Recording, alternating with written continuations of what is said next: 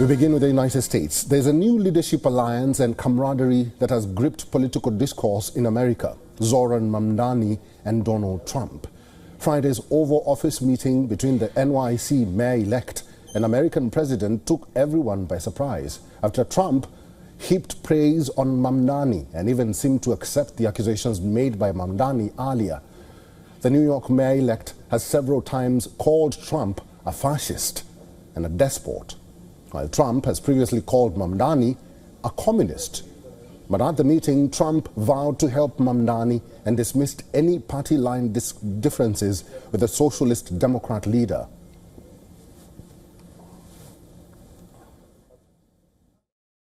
But I just want to congratulate. I think you're going to have hopefully a really great mayor. The better he does, the happier I am. I will say there's no difference in party. There's no difference in anything. And we're going to be helping him to make everybody's dream come true, having a strong and very safe New York. And congratulations, Mr. Mayor. Thank you, Mr. President. Thank you. I appreciate it. Please. Pats on the hand, big smiles from Trump, and gently touching Mamdani's arm gave the whole media interaction a civil, friendly atmosphere between two leaders from the opposite political spectrum. Trump also went on to say that Mamdani will do great things for New York. Mamdani, on his part, said that while both leaders disagree on certain matters, there is willingness to work for their benefit or for the benefit of New Yorkers. In days after the meeting, Mamdani still stands his ground on calling Trump a fascist and everything else he has said in the past as part of his election campaign.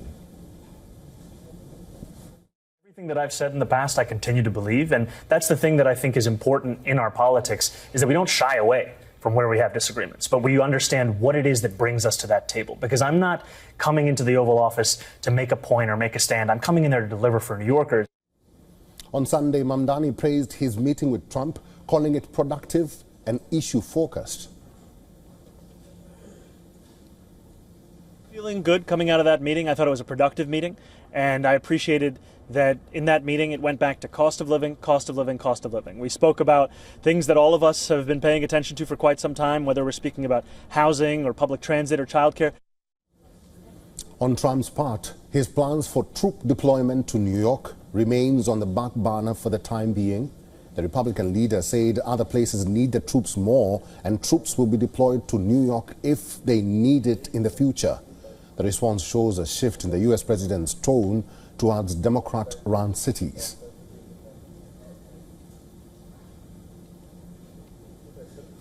Do you still plan to deploy the National Guards to New York City? If they need it. Right now, other places need it more, but if they need it, we had a very good meeting yesterday. We talked about that. But if they need it, I would do it. Zohran Mamdani will officially assume the role of New York's mayor on January 1st next year. That is still more than a month away. And so the question here is, will the newfound bonhomie between the U.S. president and NYC mayor last?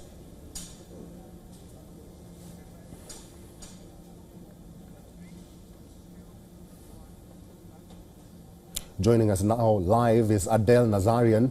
She is a senior media fellow, Gold Institute for International Strategy. She's joining us from Washington, D.C. Adele, it's good to see you. And I'm sure you did see what happened at the White House during the weekend. First of all, how did they both fare, according to you? Great to be on with you again, Eric. Yes, this was definitely shocking for a lot of people, but if you've been, reading the tea leaves, so to speak, all along, I think they both fared pretty well. I think President Trump knows exactly what he's doing, and frankly, what I think this was a pretty strategic play of political theater. But President Trump is very tactical, not emotional, and I think people underestimate him. I think between the two of them, Trump came out the strong man, and he purposely did this because he is trying to get ahead of the attacks. He's trying to get away from, let's say, the old Republican Party, which the Romneys, let's say, the Bushes, the Reagans, they would have never done something like this. Mm-hmm. So I think this was a very strategic move, and I think that President Trump definitely got ahead of the 2026 disruptions that were going to divide the party lines even further. Ms. Nazarian, there's it's a piece, it's a detente for now. There's this sense of how long will this relationship last? Because there are some people who are saying that this is a relationship of convenience. What do you say? I think there's nothing convenient about this. I think this is extremely inconvenient for both sides.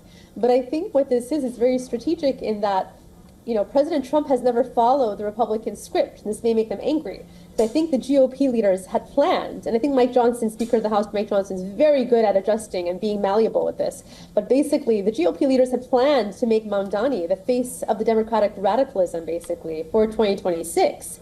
But President Trump disrupted these plans. So I think you can see, and this is clearly an indication of this, I mean, a display of this, that Trump has never been the messenger for establishment Republican strategy. He prioritizes his base. And I think that we know based on 2016 that he literally is a very non-traditional Republican candidate. He has taken from the Democratic Party, from the Republican Party, from everywhere in between, and it's showcased that he takes, let's say, the best of whatever there is and puts it all together in his own kind of brand. And what this does is it also signals, frankly, a shift away from traditional party lines, and I think that he knows going into 2028 and beyond, because this is what's going on, right? 2026, 27, 28, beyond. President Trump's not going to be president, commander-in-chief for more than his second term. And I think he's setting the stage for a new Republican Party that will shift a little bit more to the center and be a little bit more all-encompassing, showing that, let's say, the old guards kind of reaching across the aisle, let's say the Scoop Jacksons of the world, which are very, very few and far in between. He's allowing for that once again to resurface, but knowing that, you know, here's Mamdani, obviously they're not going to be best friends, they're never going to agree ideologically, but at least President Trump knows that he's reeled him in, he's showing a little bit of a detente, but letting him know that he's the boss, President Trump's the boss. And if Mamdani goes a little bit too far off, he can reel him right back in. Let's not forget about that. President Trump was always the king of New York. And that's still President Trump's territory. That's his base, his turf. So he's letting Mamdani know who's still the kingpin, who's still the boss. I think that's what this press briefing was really about. All right. Ms. Adele Nazarian, it's good to see you. We'll have to end it there. Thank you for talking to us today. Thank you.